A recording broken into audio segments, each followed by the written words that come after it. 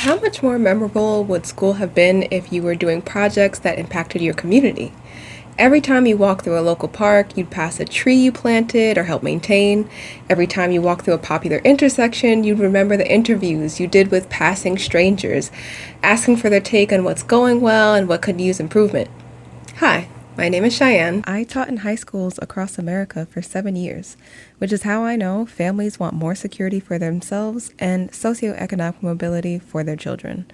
Now, as an independent researcher, I've published 92 specific, measurable, evidence-based goals covering everything from childhood experiences to disaster readiness. Being a part of this community means you don't have to start from scratch. Just pick the goal that resonates with you. Today we'll be exploring the school-based SMART goal of integrating service-oriented projects into school curriculum.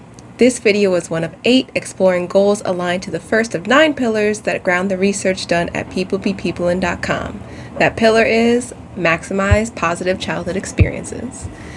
In alignment with enjoying community traditions and feeling a sense of belonging in high school, service-based learning projects are good for students and the community.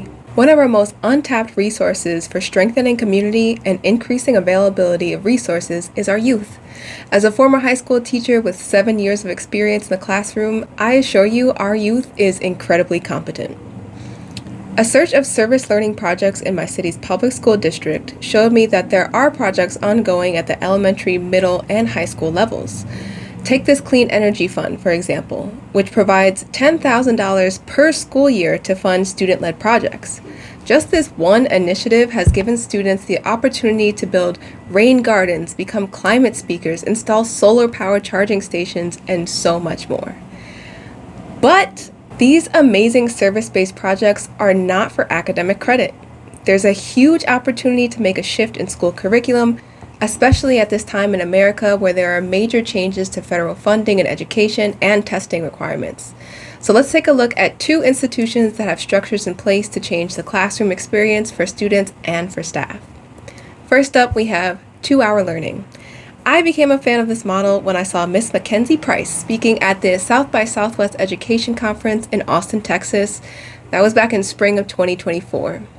2-Hour Learning is a, quote, transformative model that empowers students to crush academics in 2 hours a day and 2 times faster with AI-driven personalized education, freeing up 4 hours to develop life skills and explore interests. Our students don't just survive school, they thrive and love every second of it.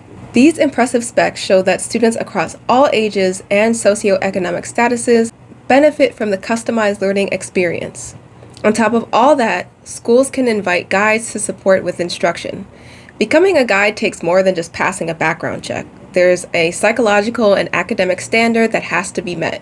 However, in a city like Portland that is trying to pivot from a $56 million budget shortfall, the ability to staff people safely without requiring them to go through an expensive certification process can make a tremendous difference. I remember I spent nearly $2,000 just on the tests that were required for me to earn my teaching license, on top of the loans I took out to earn my master's degree.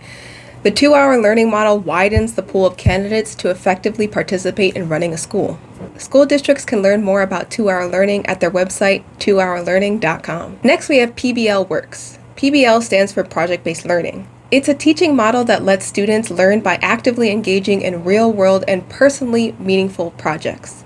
Even though I was a math and science teacher, this ELA project called Identity Unfolded, the Zine Project, caught my eye as I scrolled through PBL's library of project ideas. I just wanted to know what Zine was.